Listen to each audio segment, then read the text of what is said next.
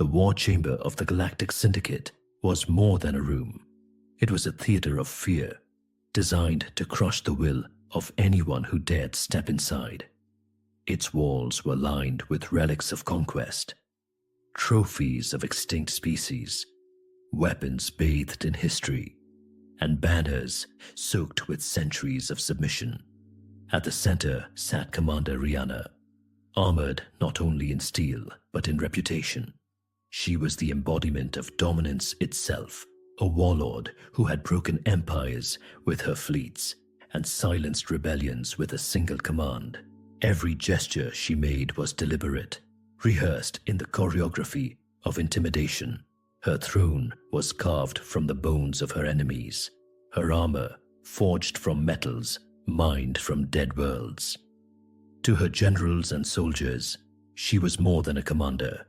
She was inevitability. And yet, on this day, inevitability was forced to share the chamber with an anomaly. A boy, 14 years old, thin, unimpressive, seated casually on a chair, not meant for anyone but royalty. His posture was not one of deference, but of disdain, leaning back, arms relaxed, as though he were waiting for a train rather than facing the most feared woman in the galaxy. It is here that psychology speaks louder than weapons. Erich Fromm, in Escape from Freedom, wrote that the greatest threat to authority is not resistance, it is indifference. Rihanna had crushed armies who screamed, begged, resisted. She had no script, no ritual, for a child who did not care. The silence between them became unbearable. Generals shifted uncomfortably. Every soldier in the chamber expected trembling, tears, or at the very least, a facade of respect.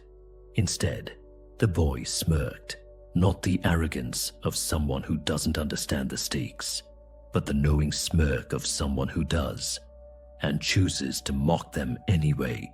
Finally, Rihanna's voice cut through the tension, deep, cold, commanding. "You defeated my strike force," she said, her words more accusation than inquiry. 12 of my finest soldiers, gone, in less than 3 minutes. Is that your claim? The boy tilted his head, the smirk widening slightly, and corrected her, not with defiance, but with casual precision. Not 3 minutes, 2 minutes, 47 seconds. The chamber stiffened. Even General Zuck, who had witnessed the defeat firsthand, seemed rattled by the child's indifference.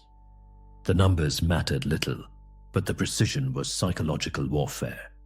It was the boy's way of saying, "I remember exactly how long it took me to humiliate your empire." Here lies the paradox of symbols. Rihanna embodied the Syndicate's entire structure of dominance. The boy embodied its collapse. One figure represented thousands of years of ritualized power.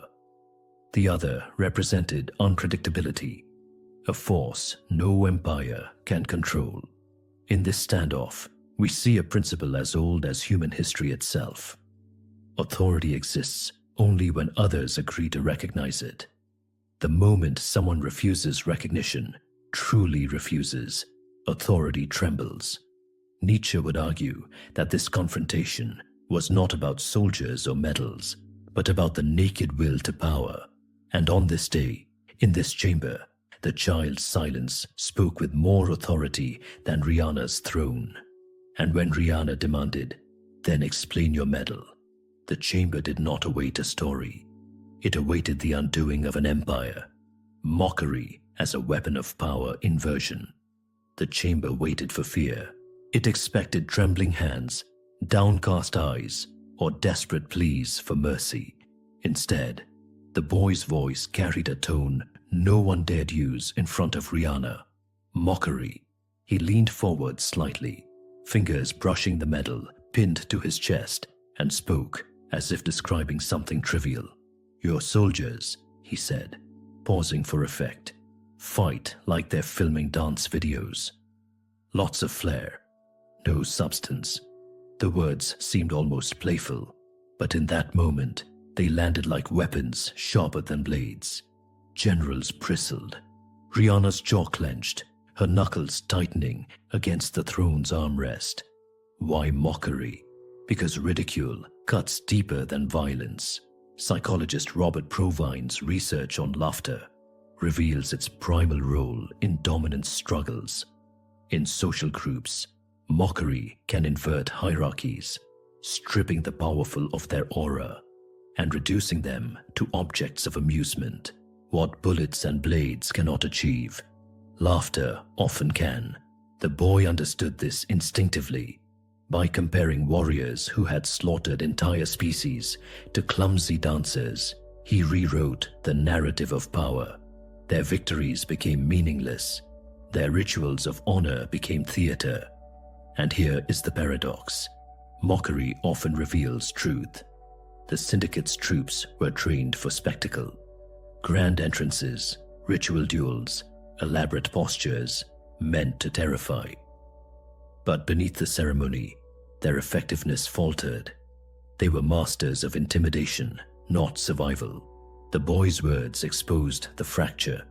Power built on performance collapses when performance is ridiculed. This is not new. History is littered with regimes undone, not only by armies, but by ridicule. During the late Soviet era, political jokes circulated as quiet rebellion, weakening the state more than protests could. Laughter becomes a weapon when open resistance is too costly. Cinematic parallels whisper here too. In Fight Club, the protagonist destroys consumerist illusions with biting irony. The things we worship eventually enslave us.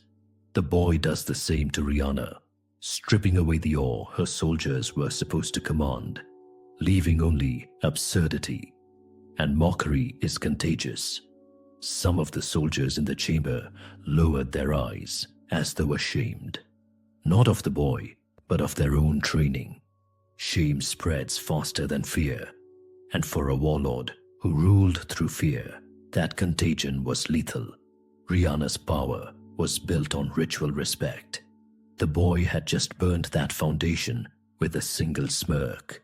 When he leaned back again, silence returned to the chamber, but it was no longer Rihanna's silence of intimidation. It was the boy's silence of dominance. The queen demanded fear.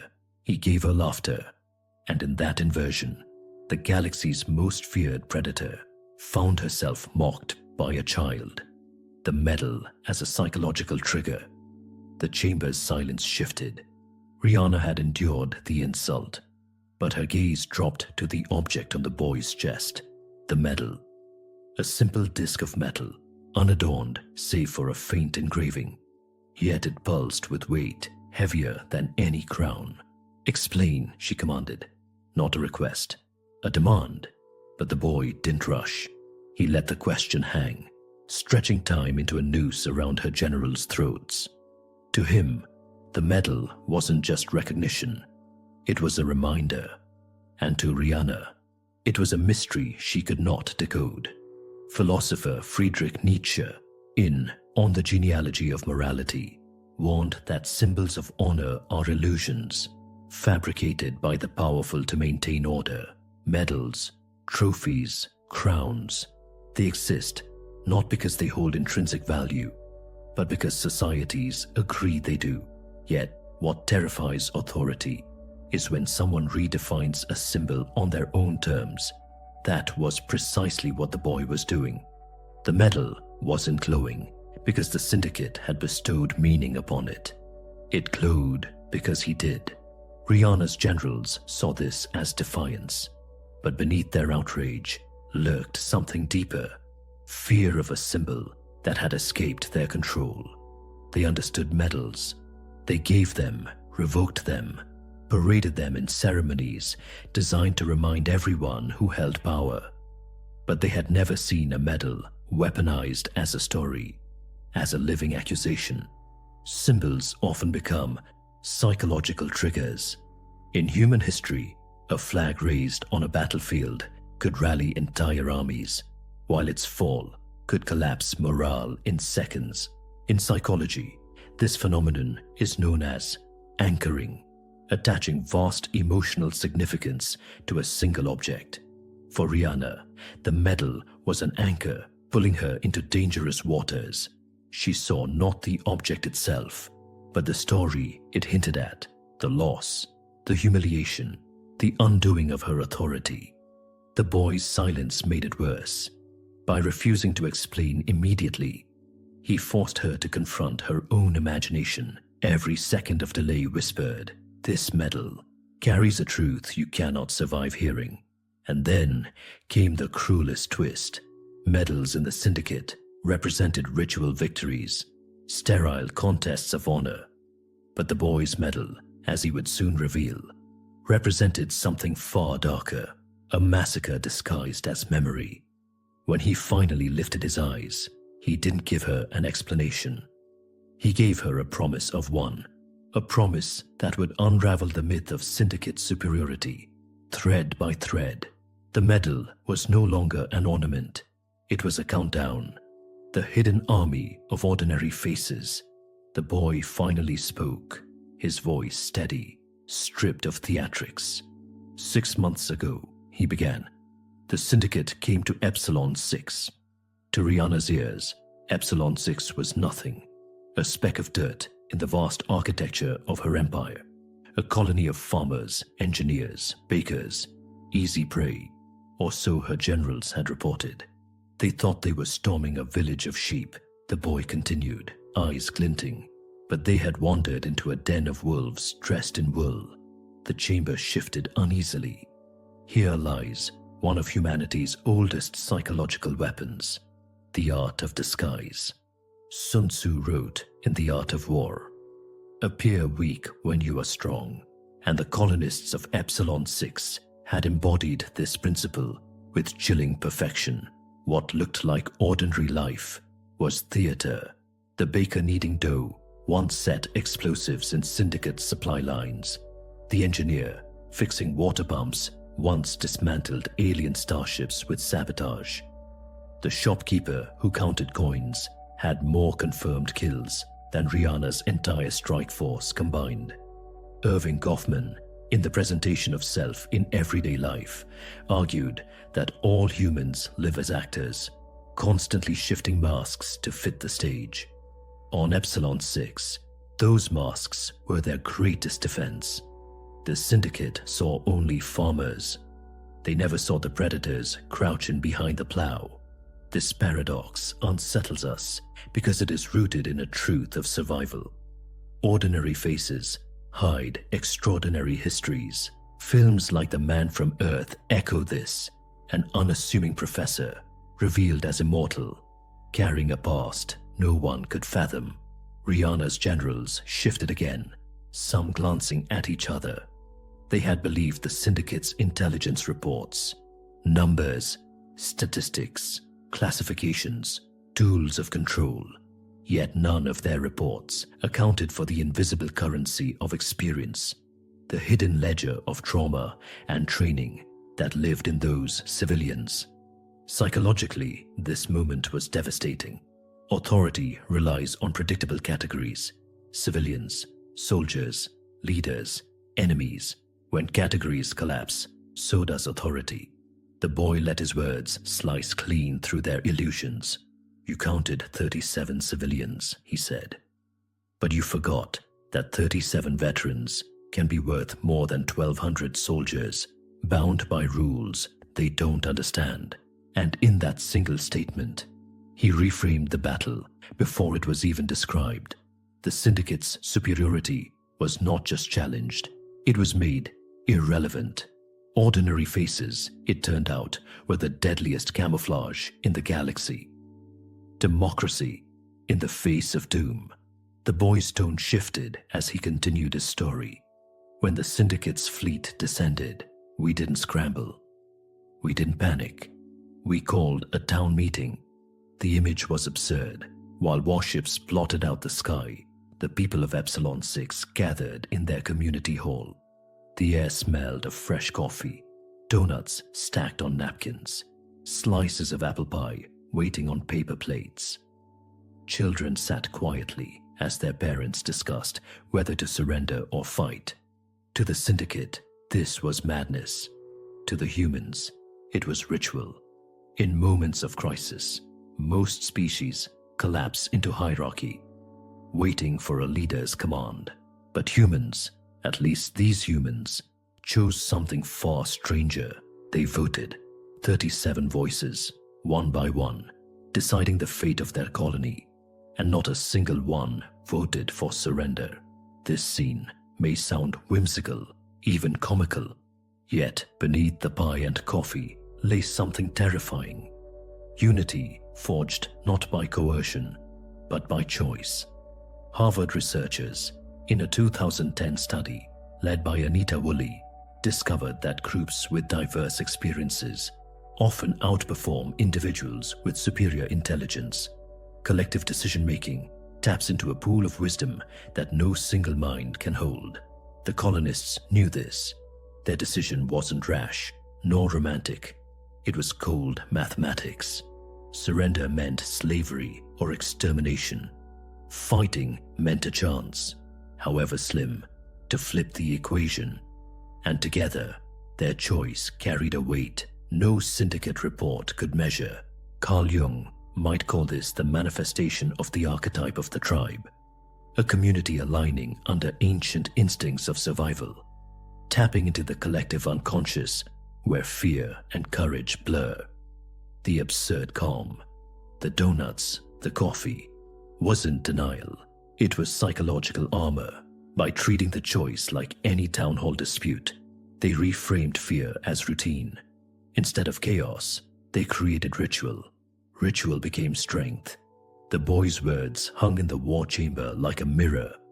Rihanna's empire thrived on hierarchy. Commanders at the top, soldiers obeying below. But here was a colony that laughed in the face of hierarchy, deciding their own fate with raised hands and quiet conviction. 37 votes. The boy said softly, almost to himself.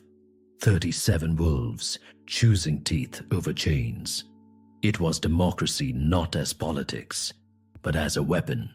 And in that moment, Rihanna began to realize that her empire was not facing rebels or soldiers or even humans. It was facing something far more dangerous, a people who refused to be told what they were. The ritual of choosing death together. The boy leaned back in his chair, eyes distant, as if replaying the scene in his mind. It wasn't just a vote, he said. It was a ritual.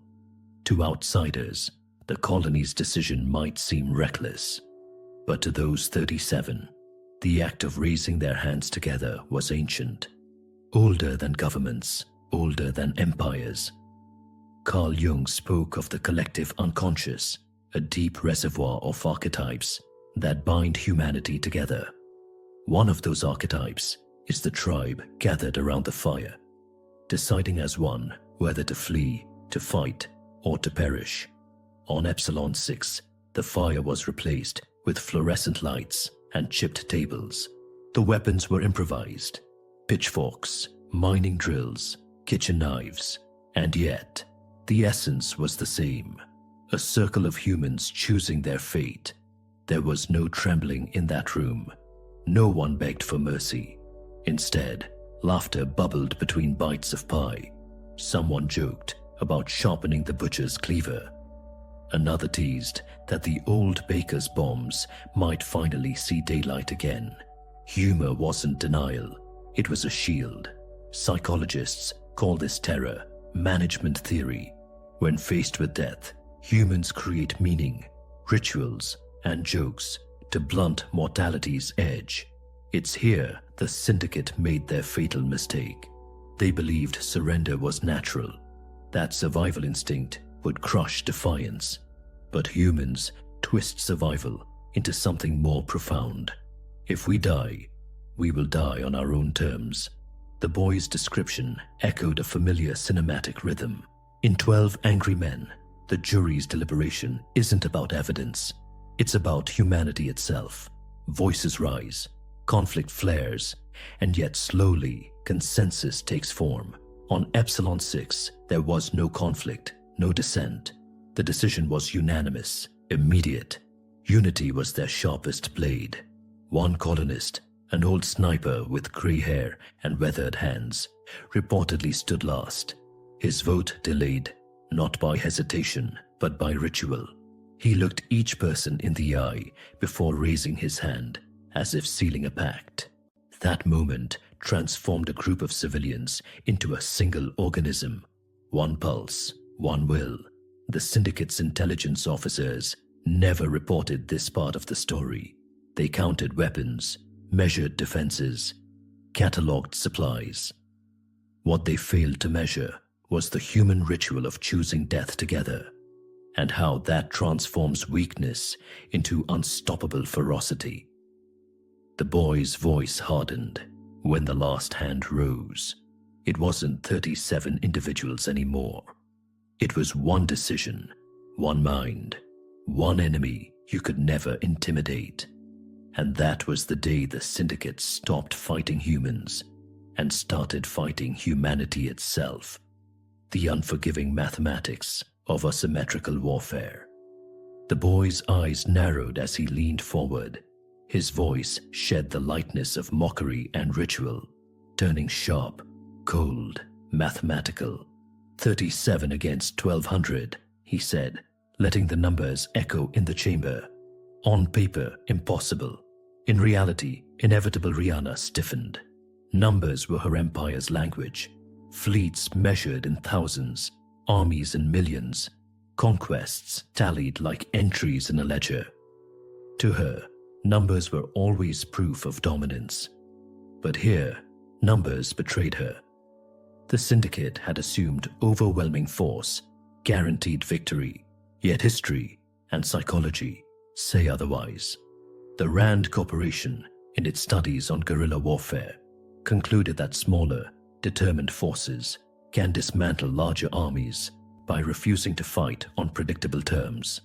Power is never absolute. It is always contextual. The boy's story unfolded with surgical precision. The syndicate troops marched in formation, gleaming armor, weapons humming with energy.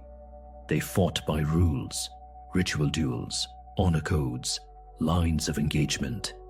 But the humans did not meet them on those terms. They fought with ambushes, traps, and improvised chaos. The baker's flour became a smokescreen. The farmer's scythe, a guillotine. Mining drills carved through syndicate armor like butter. And every strike was guided by veterans who had survived wars long before Rihanna's reign. Your soldiers fought for spectacle, the boy said. We fought for survival. That is the difference. Philosophically, this was the collision of two world views. The syndicate believed war was ceremony, a demonstration of order and superiority. Humans saw war as entropy, a storm where only the ruthless endure. The difference mirrors Machiavelli's principle in The Prince. Armies built on ritualized honor collapse before those who fight with necessity. For the syndicate, combat was art. For the colonists, combat was hunger, breath, heartbeat. The boy delivered the cruelest truth. You play by rules. We don't. We fight to win. And here lies the unforgiving mathematics. One side entered with 1,200 soldiers, constrained by law, ritual, and fear of dishonor. The other side entered with 37 humans, stripped of illusion, bound only by survival. It was not 37 against 1,200. It was necessity against vanity. Necessity, the boy implied, always wins. The war chamber grew heavier. Rihanna's generals shifted uncomfortably, realizing their empire's strength was an illusion, built on rules that humanity had no interest in respecting. And for the first time, the queen felt the numbers closing in, not on the boy, but on her, the old baker, the sniper, and the hidden killers. The boy's smirk faded into something harder, something that carried the weight of memory. He began to name them, not as a list of soldiers, but as neighbors, friends, and ghosts hiding behind ordinary roles. There was the baker, he said softly. His hands smelled of yeast and cinnamon. Children came to his shop for pastries. No one ever guessed those same hands once built bombs precise enough to cripple entire fleets. The syndicate thought he baked bread. They never imagined he could bake death. A murmur rippled through the chamber. And the sniper, the boy continued, an old man with failing eyesight, or so everyone thought. He walked with a cane, shuffled slowly down the dirt paths, but in his youth, he ended more lives than your entire strike force combined. His cane hid a rifle broken into 3 parts. When the time came, he didn't miss a single shot. The chamber grew quieter. Rihanna's generals, proud veterans of 1,000 campaigns, shifted uneasily. Then there was the schoolteacher, the boy said, his voice tightening. She taught arithmetic to children, but her numbers weren't just lessons. She calculated ambushes, supply lines, kill zones. Every chalk mark on her blackboard was practice for the equations of war. This was the paradox that unsettled even predators. Killers wearing the masks of kindness. Hannah Arendt once spoke of the banality of evil, how ordinary faces could conceal horrors. But here, the equation reversed. Ordinary masks concealed not evil, but the capacity to protect through violence. Cinematically, the moment carried echoes of No Country for Old Men, violence wrapped in calmness, death delivered without theatrics. Ordinary people, yet unstoppable in their inevitability. The boy let his words hang, as if inviting Rihanna to imagine each face. The smiling baker, the frail sniper, the gentle teacher, transformed into executioners. Psychology teaches us that unpredictability is terror's sharpest edge. Studies on combat stress confirm that soldiers fear not the overwhelming enemy, but the one they cannot predict. Rihanna's empire thrived on predictability. Battles measured, outcomes staged. But how do you fight an old man with a rifle disguised as a cane? Or a baker whose oven hides explosives instead of bread? The boy's gaze lifted. Your 1,200 soldiers didn't face an army. They faced neighbors, and they never realized until it was already too late. For Rihanna, the realization was unbearable. Her empire's strength wasn't defeated by superior weapons, but by masks she never saw coming. The slaughter and the collapse of superiority. The boy's tone sharpened as he described what came next. Your soldiers marched in with banners high, armor gleaming, weapons humming. They believed they were predators entering a pasture. But predators forget. Sheep can grow teeth. The first blow wasn't loud. It was subtle. The baker's delivery cart exploded at the heart of the syndicate formation, fire licking across their flawless ranks. The air filled with screams, not of defiance, but of confusion. Their discipline shattered in seconds. The boy paused, his eyes steady on Rihanna. That was the moment your empire learned the difference between fighting for honor and fighting for blood. The syndicate had rules, formations, rituals, codes of engagement, but humans had none. They used shadows, smoke, improvised explosives, knives carved from farming tools. Every strike was aimed to kill, not to impress. The contrast was psychological torture. Soldiers trained to duel one-on-one found themselves dragged into alleys, ambushed from rooftops, cut down by unseen hands. Honor demanded they hold formation. Survival demanded they scatter. Torn between the two, they hesitated. And hesitation in battle is death. The boy quoted his colony's unspoken creed. You fight with honor. We fight to win. Here the chamber grew still. For warriors of the syndicate, honor was identity. To strip it away was to strip away meaning itself. Psychologist Philip Zimbardo's infamous Stanford prison experiment showed how quickly roles dissolve under stress.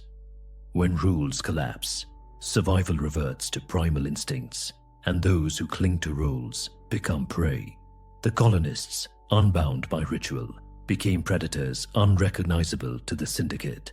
Every trap sprung reinforced a single truth: humans don't fight wars, they end them.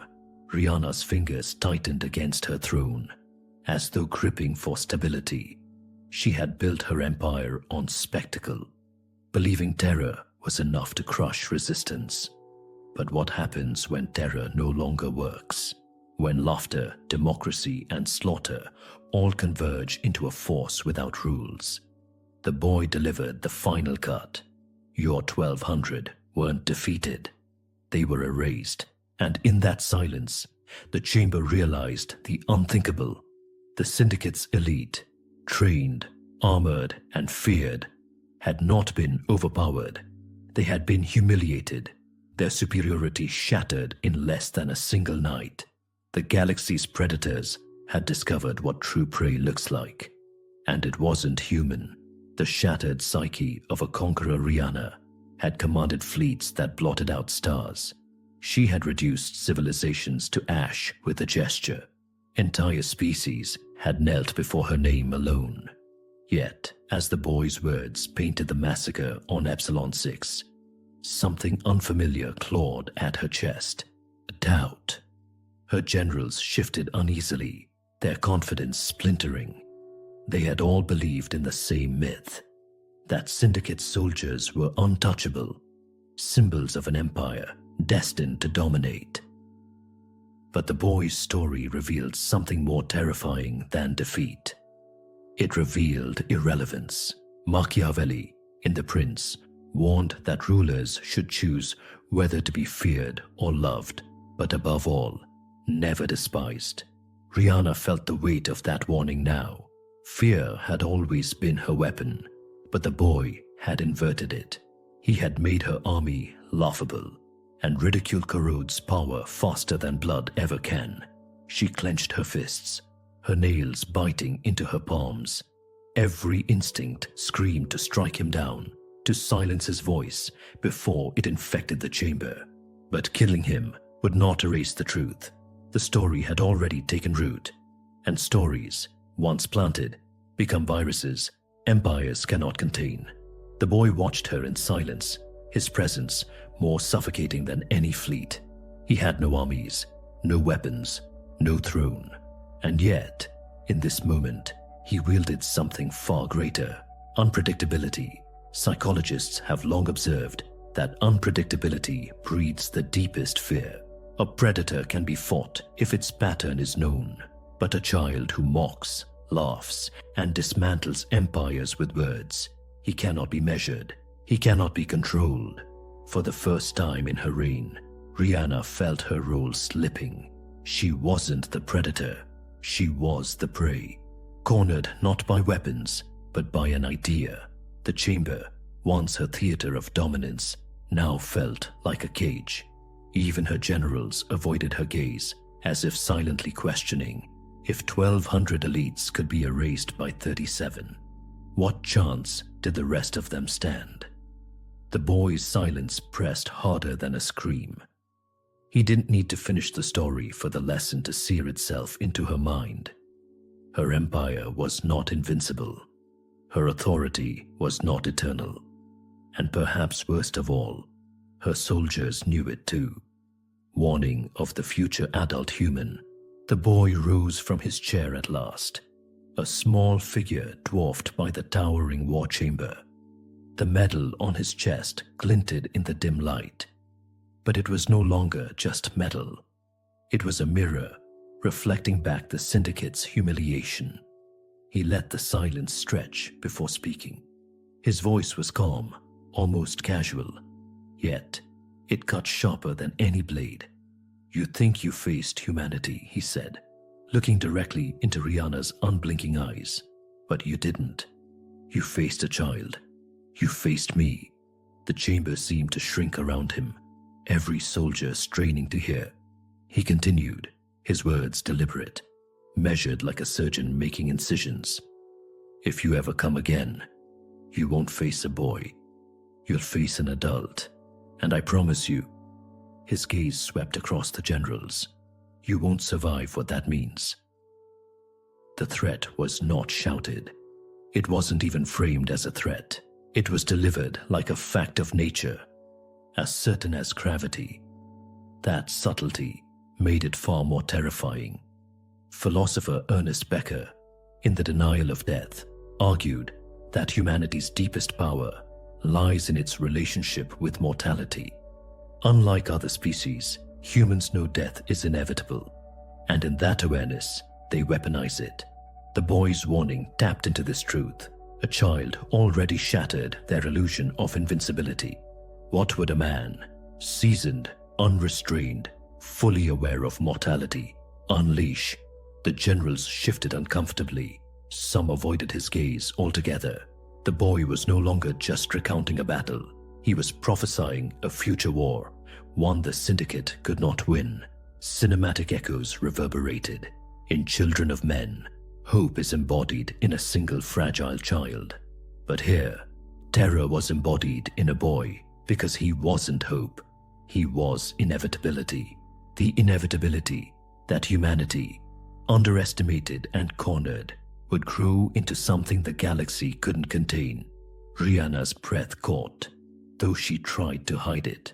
For the first time, she saw not a child, but a shadow stretching into the future, an entire species looming behind him. The boy's words carried no bravado, no anger. They carried certainty, and certainty is the sharpest weapon of all. In that moment, the Syndicate wasn't staring at a boy.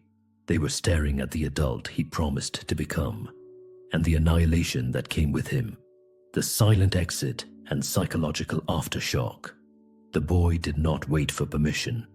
He did not bow, salute, or ask to leave. He simply turned, his footsteps echoing against the chamber floor. Soft, measured, deliberate. Each step was a statement. I came here on my terms, and I leave on my terms. Rihanna sat frozen on her throne, her generals paralyzed. None dared to stop him. None even breathed too loudly. The war chamber, once the seat of galactic authority, now felt like a mausoleum, filled not with triumph, but with ghosts. Silence trailed behind the boy like a cloak. That silence was more suffocating than threats, more humiliating than defeat. In war, noise often marks power. Shouts, gunfire, proclamations of victory. But here, silence became dominance. The boy understood what philosophers and tyrants alike have feared. Words can wound, but silence dismantles. The image was cinematic in its simplicity. Like the seventh seal, where death plays chess, not with violence, but with inevitability. The boy's exit was a reminder of something larger than himself.